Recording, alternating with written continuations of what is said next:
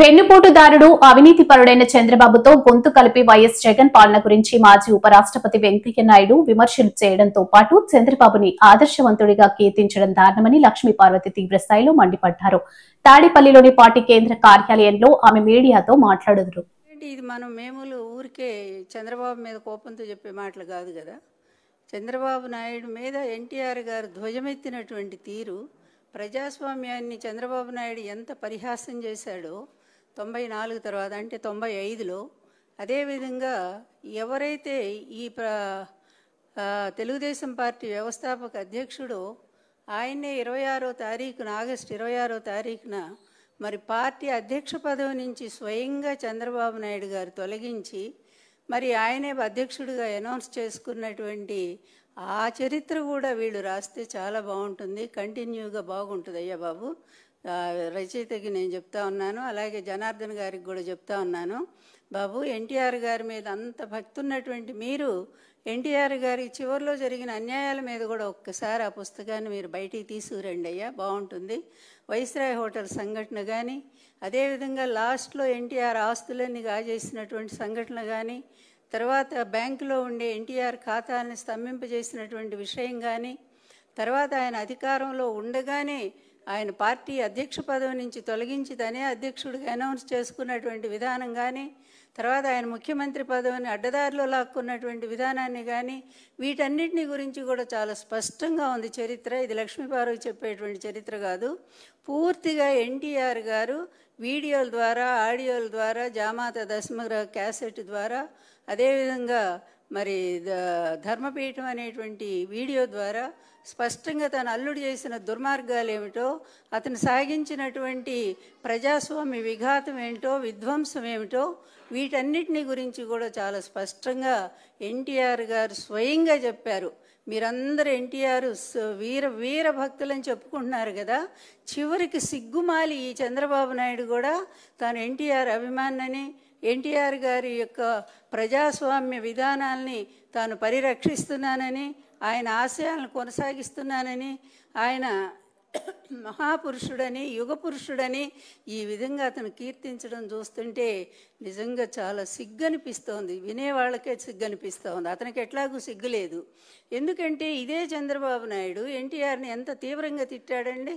94లో ఎన్టీఆర్ అతని మీద చేస్తున్న పనులన్నిటి మీద కూడా ఎన్టీఆర్ గారు తిరగబడ్డారని, నీతి లేనటువంటి వాడు ఎన్టీఆర్, అదేవిధంగా అతను ఉమనైజరు, అంతేకాదు ఎన్టీఆర్ లాంటి పనికిమాలిన నాయకుడు మాకు అక్కర్లేదు, ఎన్టీఆర్ని మేము మర్చిపోయాము అని ఇంత దారుణంగా విమర్శించినటువంటి వాడు ఎవరయ్యా? ఈ చంద్రబాబు నాయుడే కదా. ఎందుకంటే అతని నోటికి హద్దే లేదు. అతనికి 1000 నాలుకలు ఉంటే కనుక ఇష్టం వచ్చినట్టుగా అతను మాట్లాడుతూనే ఉంటాడు. అదేవిధంగా ఎన్టీఆర్ చేసిన తప్పులన్నింటినీ కూడా కొన్ని పుస్తకాల ద్వారా అతను రాయించాడు కదా. మరి వీటన్నింటి గురించి కూడా మీరు ఆ సమగ్ర చరిత్రలో రాస్తే బాగుంటుంది. అందువల్ల ఆనాడు మొత్తం నిజంగా వెంకయ్య నాయుడు గారు, ఇంద్రసేనారెడ్డి గారు, బీజేపీ నాయకులు వీళ్ళంతా కూడా ఆయనకి ఎన్టీఆర్ గారు చాలా సపోర్ట్గా నిలబడ్డారు. దురదృష్టం వెంకయ్య నాయుడు గారు అంటే అందరికీ ఒక అభిమానం ఉంది, గౌరవం ఉంది, మంచి నాయకుడు, చాలా మంచి వక్త, అన్ని భాషలు అవలీలుగా మాట్లాడగలిగినటువంటి వాడు. అట్లాంటి ఆయన నిన్న ఎన్టీఆర్ గారిని పొగిడారు, బాగానే ఉంది. తర్వాత జగన్మోహన్ రెడ్డి గారు పరిపాలన వినాశనం అని చెప్పి ఒక్క మాట మాట్లాడారు. అది ఎంత బాధాకరం అనిపిస్తుందంటే, ఒక్కసారి వెంకయ్య నాయుడు గారు మీ సుదీర్ఘమైన రాజకీయ చరిత్రలో మరి మీకున్న అనుభవాన్ని మరి ఒక్కసారి పర్యవేక్షించుకోండి, మీరు ఒకసారి పరిశీలించుకోండి. అటువంటి నీతివంతుడైన ఎన్టీఆర్ గారికి మీరు అండగా నిలబడ్డారు, జాతి అంతా కూడా మిమ్మల్ని గౌరవించింది. కానీ అదే నీతి మాలినటువంటి ఎన్టీఆర్ గారిని అన్యాయంగా దించినటువంటి చంద్రబాబు నాయుడిని వెనకేసుకొని మీరు అతని స్నేహం చేస్తూ అతనితో చేయగలిపి, అతనితో గొంతు కలిపి మీరు ఈరోజు జగన్మోహన్ రెడ్డి గారిని విమర్శిస్తూ ఉన్నారు. ఇదే పరిపాలన మీరు ఒకనాడు పొగిడారు, మర్చిపోయారండి. ఈరోజు 17 మెడికల్ కాలేజీలు తీసుకొచ్చారు జగన్మోహన్ రెడ్డి గారు. ప్రభుత్వ మెడికల్ కాలేజు పేద ప్రజలకు అందుబాటులో వైద్య విద్యను తీసుకొస్తే వీటన్నిటిని కూడా ధ్వంసం చేస్తూ ప్రైవేట్ వాళ్ళకు అమ్ముకున్నటువంటి ఇటువంటి నీతి మాలిన వాడా మీకు ఆదర్శం? ఇటువంటి నీతి లేనటువంటి వాడా, ఇటువంటి అవినీతి పరుడా మీకు ఆదర్శం చెప్పుకోవడానికి? వెంకయ్య నాయుడు గారు దయచేసి ఆలోచించండి. మీరు ఒక చురక వేశారు నిన్న, బాగానే ఉంది అది. ఎందుకంటే ముందు పోలవరం కట్టండి, తర్వాత ఇంకొకటి ఏదో చెప్పారు, పోలవరం, అమరావతి పూర్తి చేయండి అని చెప్పారు. ఈ రెండు ఈ జన్మలో పూర్తి చేస్తాడండి చంద్రబాబు నాయుడు? మీరు ఒక్కసారి గుండె మీద చేసుకొని ఆలోచించండి వెంకయ్యనాయుడు గారు.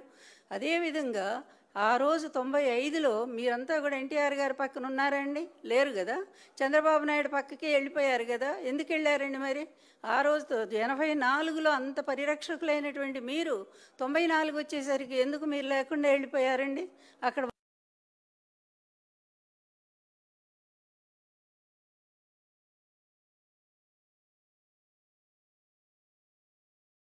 94 వచ్చేసరికి ఎందుకు మీరు లేకుండా వెళ్ళిపోయారండి? అక్కడ వాస్తవం ఏం జరిగింది అనేది ఒక్కసారైనా ఆలోచించారండి? నిజంగానే మీ నాయకులు గొప్పవాళ్ళండి. అద్వానీ గారు కానీ, వాజ్పేయి గారు కానీ, వాళ్ళు ఫోన్ చేసి ఎన్టీఆర్ గారికి సానుభూతి చెప్పారండి. కానీ మీరు ఒక్కరోజు కూడా ఆయన కలిశారండి వెంకయ్యనాయుడు గారు? ఇంకొక విషయం, జగన్మోహన్ రెడ్డి గారి హయాంలో ఇంతవరకు మీ మీ మీ మిత్రుడు ఎవరైతే ఉన్నారో ఈ చంద్రబాబు నాయుడు, మరి ఇప్పుడు 4 సార్లు ముఖ్యమంత్రి అయితే ఒక్కసారి కూడా మీరు ప్రాచీన భాషా కేంద్రాన్ని, తెలుగు భాషా కేంద్రాన్ని మరి ఎందుకు తెప్పించుకోలేకపోయారండి? అది జగన్మోహన్ రెడ్డి గారి టైంలో కదా. ఆయన వచ్చిన తర్వాత మీరు అడిగిన మేరకి కావలి దగ్గర, మరి నెల్లూరు దగ్గర స్థలాన్ని ఇచ్చి, ఆయన 5 ఎకరాలు ఎంతో ఇచ్చారు. అంత స్థలాన్ని ఇచ్చి మీకు అక్కడ బెంగళూరులో ఉండేటువంటి ఆ ప్రాచ్య కేంద్రాన్ని తీసుకొచ్చి దానికి ఓ బిల్డింగ్ కూడా కట్టి అయిపోయింది కదండి. అది ఎవరి వల్ల జరిగిందండి? వినాశనకారి, విధ్వంసకారి జగన్మోహన్ రెడ్డి అయితే తెలుగు భాషకు అంత పట్టం కట్టేవారండి? మీరు కోరుకున్న ఆశయాన్ని జగన్మోహన్ రెడ్డి గారు కదా నెరవేర్చారు. అంతేకాదండి, నాడు నేడు క్రింద ఎన్నో విద్యాకళ స్కూల్స్ని ఎంత బాగు చేశారండి. మీరంతా ఆ రోజు మెచ్చుకున్న వాళ్లే కదండి. ఒకవైపు పరిపాలన, ఒకవైపు సంక్షేమం, మరొక వైపు అభివృద్ధి. కొన్ని వేల కోట్లు, లక్షల కోట్ల పెట్టుబడులు సాధించింది ఎవరండి? జగన్మోహన్ రెడ్డి గారే కదా. అదేవిధంగా ప్రాజెక్టులు ఎవరండి తీసుకొచ్చింది? జగన్మోహన్ రెడ్డి గారే కదా. మరి ఇన్ని రకంగా ఇటు ప్రజల్ని చూసుకుంటూ మరొక వైపు రాష్ట్రాన్ని ముందుకు నడిపిస్తూ వేగంగా తీసుకుపోతుంటే ఈరోజు ఎంత దౌర్భాగ్య పరిపాలన ఉందండి. ఈరోజు ప్రతి వర్గం కూడా తిరగబడేటువంటి స్థాయి. రైతుల పరిస్థితి ఒక్కసారి చూడండి, కన్నీళ్లు పెట్టుకుని ఏడుస్తూ ఉన్నారు. మీ ప్రాంతంలోనే కదా ఉల్లి రైతులేంటి, టమాటో రైతులేంటి, అదేవిధంగా మొన్న